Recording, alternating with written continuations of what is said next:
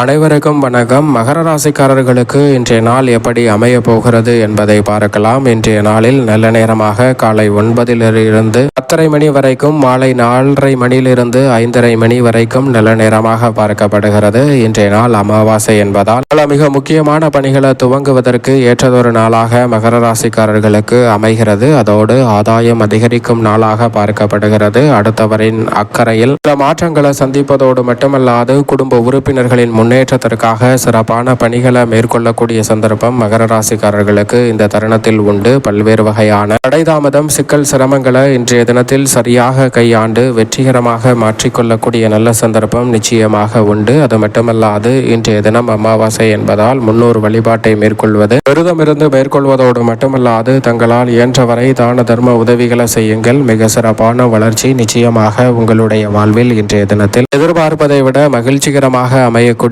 சந்தர்ப்பம் உறுதியாகவே மகர ராசிக்காரர்களுக்கு அமையும்.